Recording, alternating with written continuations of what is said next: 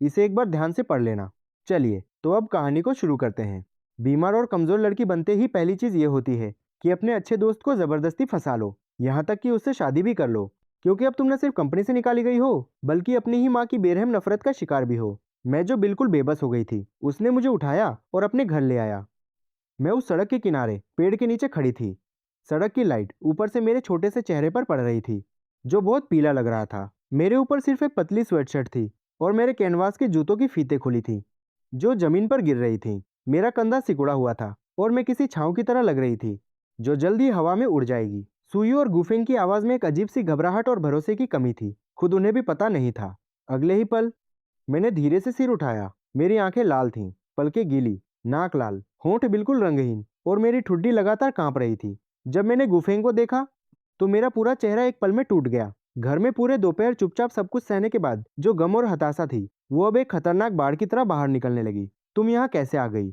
गुफेंग मेरे पास भागता हुआ आया। उसकी भौहें तनी हुई थी।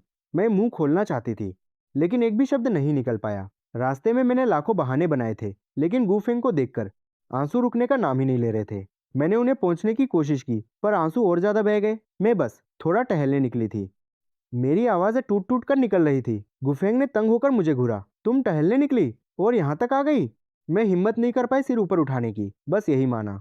तभी गुफेंग की आवाज ऊपर से सुनाई दी। जवाब के बाद एक हाथ जो थोड़ा नशे में था और गर्मी से भरा था, धीरे धीरे तेरे सिर पे रखा गया।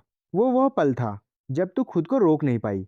तेजी से एक कदम बढ़ाया और अपना माथा जोर से गुफेंग के सीने से टकरा दिया। तू हिम्मत नहीं कर पाई हाथ बढ़ाने की, बस माथे को उसकी हुडी से कस के लगा लिया।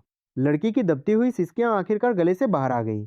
उसके कंधे बार बार ऊपर नीचे हो रहे थे और गुफेंग ऐसे ही खड़ा रहा, सिर नीचा करके उस लड़की को देख रहा था जो उसके हाथों में थी। अपने हाथों से उसके बिखरे बाल संभालते हुए पास के इज़ाकाया के बाहर जाओ शियाओ के लिए सब कुछ साफ साफ देख रही थी। वो गुफेंग को देख रही थी, कैसे वो सिर झुका के उस लड़की को पूरी तरह अपनी बाहों में समेटे हुए था, जैसे उसे सुरक्षित रखना चाहता हो। कुछ सेकंड चुपचाप देखते हुए झाओ शियाओकी ने नजर उठाई, दरवाजा धीरे से बंद किया और वापस चली गई। गुफेंग ने टैक्सी नहीं पकड़ी, क्योंकि तेरा ये हाल देखकर अगर ड्राइवर कुछ पूछ लेता तो तू और भी बुरी स्थिति में आ जाती, इसलिए उसने पैदल चलना चुना। दोनों साथ साथ चल रहे थे, बीच में आधा हाथ का फासला था। तू सिर नीचे किए चुप थी। गुफेंग भी नहीं जानता था क्या बोले।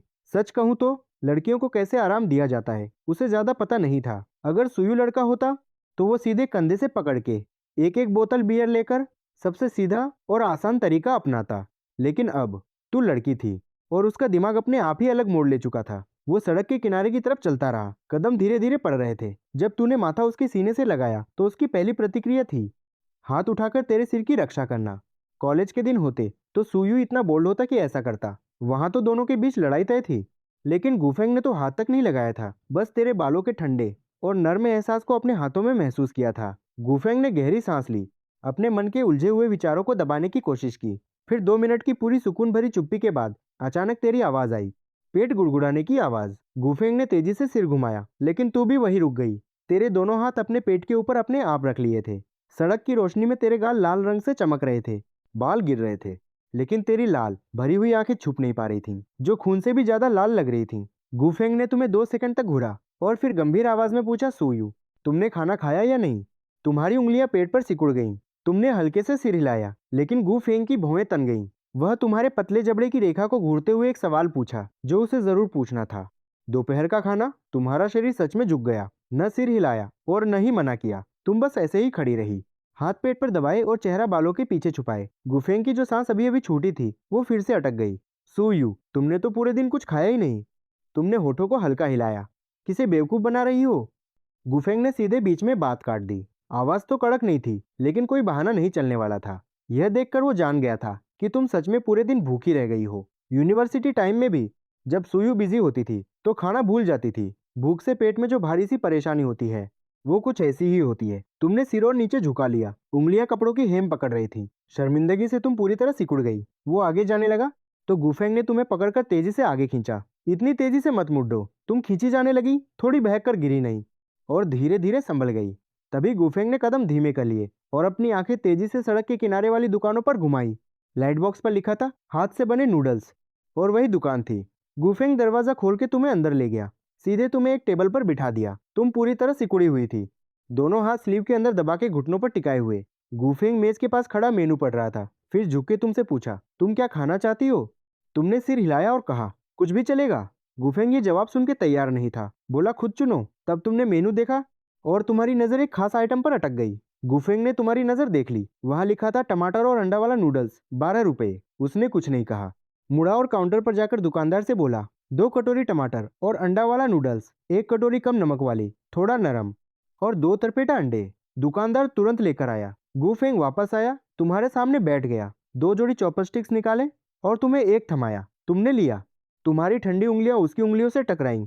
गुफेंग जल्दी से भौहें चढ़ाकर बोला, हाथ इतने ठंडे कैसे हो गए? उसने तुम्हारी हथेली को अपने हाथ से पलटकर छुआ, जो ठंडी और लगभग बिना गर्मी वाली थी। तुम्हारी उंगली उसके हाथ की हथेली में थोड़ा सिकुड़ी, लेकिन तुमने उसे वापस नहीं हटाया। गुफेंग का हाथ बड़ा, गर्म और खुरदरा था, और उसने कुछ सेकंड तक तुम्हारे हाथ के पीछे मजबूती से पकड़ रखा। फिर अचानक उसे लगा कि कुछ गलत हो गया है। वो जल्दी से हाथ छुड़ा बैठा। हवा में अजीब सा सन्नाटा छा गया। दोनों चुप हो गए। सबसे पहले गुफेंग बोला। वो नाजुक माहौल तोड़ते हुए बोला, सुनो, मुझे नहीं पता आज तुम्हारे साथ क्या हुआ, लेकिन अब से तुम खाना जरूर खाना। उसका लहजा बड़ा सख्त था। एक भी खाना छोड़ना मना है। अगर तुम यूं भूखी रहोगी तो तुम्हारा शुगर गिर जाएगा और रास्ते में बेहोश भी हो सकती हो। तब कोई तुम्हें पहचान भी नहीं पाएगा। तुम्हारी पलकों में हल्की सी कंपकंपी आ गई। तुम बोली, मैं जानबूझकर नहीं छोड़ती, बस भूल जाती हूँ। भूल जाती हो? गुफेंग ने तुम्हें घूरते हुए कहा। उसे पता था भूलना नामुमकिन होता है। कोई भी खाना इसलिए भूलता है क्योंकि या तो वो बहुत व्यस्त होता है या दिल में कोई दिक्कत छुपी होती है। फिर तुमने क्या किया? उसने पूछा। तुमने जवाब दिया, मैं पब में जाकर थोड़ा कुछ खा लिया था ताकि पेट भरा रहे। और यहीं पर एपिसोड 6 खत्म होता है। आप लोग कमेंट नहीं करते, तो आप अपना एक प्यारा सा कमेंट इस वीडियो पे देकर जाना। और अगर इस कहानी के पहले के एपिसोड्स को नहीं देखा है तो चैनल के प्लेलिस्ट को चेक करना मत भूलना।